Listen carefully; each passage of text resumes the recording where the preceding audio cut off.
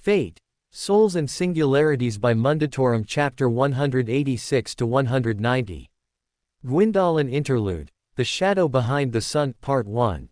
It has been a quiet couple of days since everything had gone over. He wasn't exactly upset with the quiet, but at the same time, he was more pensive about how smoothly it was more or less going over.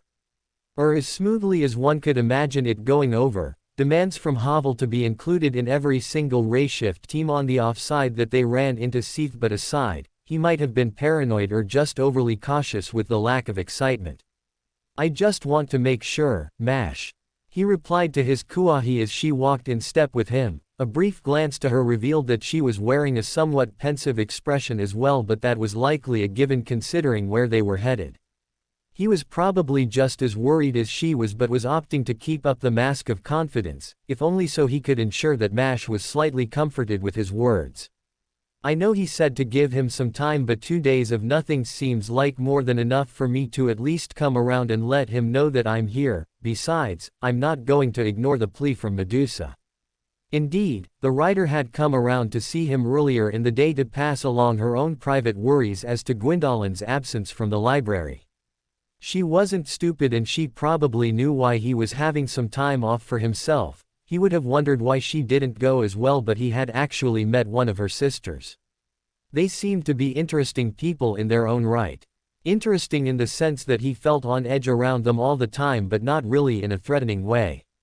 At the end of the day, he was just happy that someone else seemingly cared about Gwendolyn enough to ask him to look into their health. Given that neither Guinevere nor Velka seemed to care enough to even so much as ask him about what Gwendolyn had been doing during his time in Chaldea. Rushing judgments was not something he was comfortable with, but he would have at least preferred they asked something. At least Farum asked how Gwendolyn had been, and he had been exiled eons ago or whatever. "I understand that, Senpai, but..." Mash trailed off for a moment, slowly to a halt. He similarly paused and turned to face her. The myriad of emotions swirled across her face before she closed her eyes and took in a shallow breath, opening them again and changing her expression into being more stern. "Gwendolyn Sand seems to really admire his father. Everything we know about him says that he maintained the city of the gods after every other god left, which means that, I don't want to sound untrusting, but until we know for certain." She made a lot of good points, and he could see the discomfort in her expression even as she made them. Bless her heart, she didn't want to think anything negative of any of the servants they had summoned, much less debate whether or not they would end up betraying them or something. He was probably right up there with her when it came to opinions like that as well. "I get that, Mash. I really do." Bringing up his hand, he gently cut her off with a nod of the head, something she seemed to be more relieved by.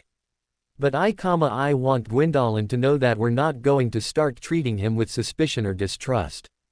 He slowly grimaced and shook his head.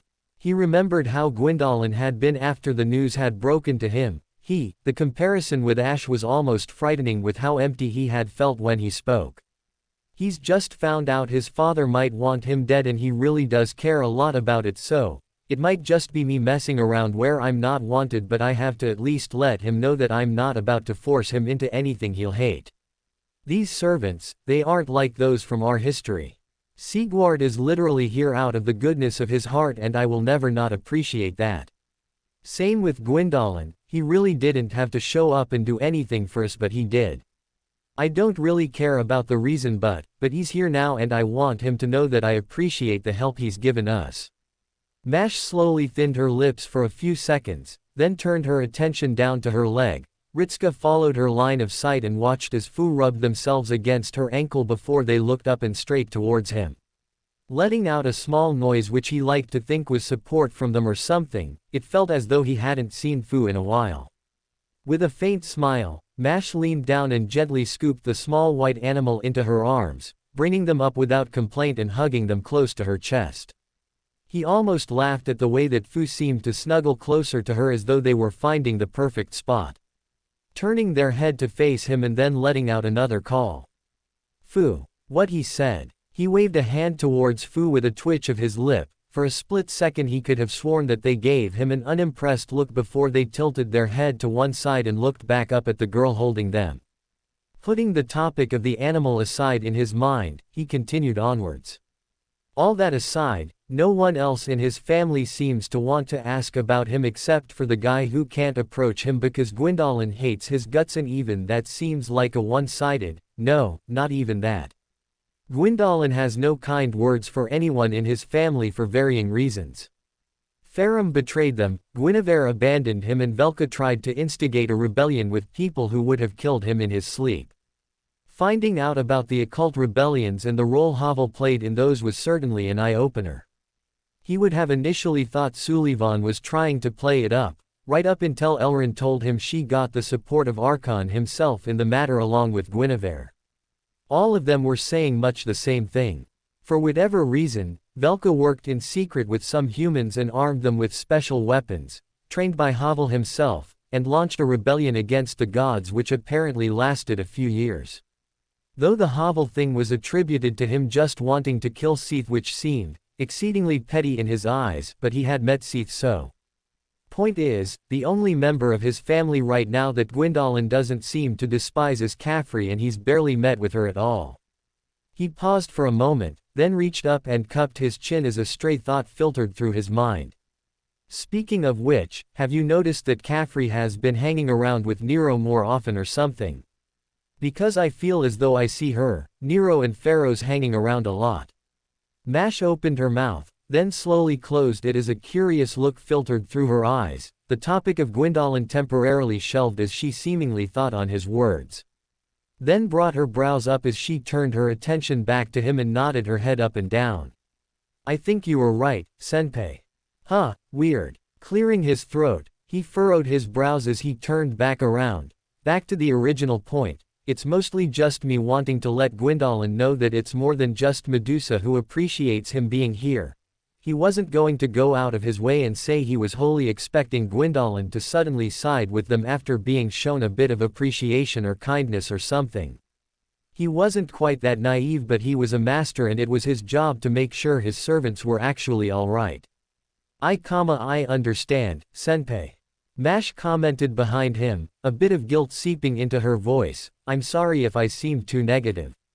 Don't worry about it, I know you're looking out for me. Shrugging his shoulders, he waved away her worries. She was right to be worried, the logical side of his brain told him that much at least. It wasn't like he could say she was unfounded either. He hadn't wanted Nud there when he broke the news to Gwyndolin and give him the wrong impression. Though it seemed to be the right call for the god to be there, as Gwyndolin genuinely looked as though he was going to try and kill him for a split second. He kept that to himself though, he didn't want to sour Mash's opinion or make her even more worried for his health. Though, speaking of which, I heard Ash was seen walking around this morning. He commented after a moment. He'd only caught a rumor of someone being seen prowling around in the early hours of the morning before retreating back to the direction where Ash currently bunked. Though if it was Ash, they had swapped their armor once again. Apparently it had red fabric or something this time around. The news came purely from Sigward though, that was about it. Sigward told me that as well, Senpai. Her voice wavered for a moment, he grimaced at the tone of voice she used. He'd definitely need to ask how she felt about Ash after he spoke with Gwyndolin, because he was certain something had happened between them while he was asleep, but he hadn't asked. They spoke, he knew that much, but he didn't know the contents of it, and it was a private conversation at the end of the day. I think it's good he's walking around again. Humming back to her, he felt a twitch of relief at the fact she did sound as though she meant that. So it seemed that whatever damage had been done wasn't permanent. How long are you going to sit in the corner? Don't you have any shame? It's actually funny how pathetic you are right now. Shut up. That's about right. Looking how sad you are right now. Anytime anyone brings up a complaint, you just wave your hand and tell them to shut up. Easier than facing the problem, right? Shut up. Boo-hoo. Really, getting all sad about it now is sort of stupid, isn't it? I mean, we both knew this was going to happen, didn't we? Or rather, you knew it was going to happen when you let that dirty little tramp squat in the halls where the actual beings of worth live. Don't call her that. Don't call her what? Oh, right. That dirty little mongrel you kept because you were bored and lonely. Honestly, why didn't you just say you wanted a pet? I'm sure one of the knights would have gone out and got you an actual mutt you could train. Don't say that about her. Maybe if you fall before his feet like you've always done, you might actually earn yourself a quick death. Put some real effort into it while you're at it. I'm sorry, father. I just wanted a pet to spend some time with. After all, everyone else thought I was too hideous to spend time with. Quote. Silent treatment. Really? That's just typical though, isn't it? You'll tell someone to be quiet, you'll complain about them, but you've never had the strength to back any of it up. That's why you're always so low in everyone's opinion. The little deformed cripple that no one wanted to dirty their hands with putting down. Stop. Really? Why don't you start crying next? Maybe then I'll actually laugh long enough to tell the truth. It'd be really funny though, wouldn't it? Son of the great Lord Gwyn, breaking down in tears because he finally accepts what everyone's always known. Come on. No one even wants to waste the time to laugh at you. Guinevere, Velka and Farum. They've all been here for days and not once has any of them actually bothered to show up and say hello. Not even so much as a curse lobbed in your general direction. I mean, how unimportant can you get? They actually would rather spend time with humans than with you. That's fine with me. Sure it is. Hey, maybe you can trade some stories with them in the future. Wouldn't that be funny? You know, you can tell them all about the time that you invited Sullivan into your court and then befriended him. You could tell them how he was the only one in the world you could have really called a friend and then he you let him cook your food and then he poisoned you. Peef the ha. Shut, just Santo. Just stop. Pathetic. Maybe telling them the story like that would actually get them to come around and visit you. If only so they could just laugh at the catastrophic mess you made of everything. I mean, Anor Londo falls directly into your lap and then with all of that you just squander it. None of the gods ever return to the city because they all know something governed by you is destined for failure. It makes sense though, doesn't it? Not like anyone really expected anything from you in the first place, did they? What an absolute joke you are. All you had going for you was just to stand around and look pretty and, surprise, you couldn't even do that correctly. I'm actually wondering why no one decided to just smother you when you were born. I mean, maybe they thought it would be funny to keep you around. A big confidence booster in case they ever had a bad day or something. They'd come back, take one look at you and decide that, hey, maybe it could be worse.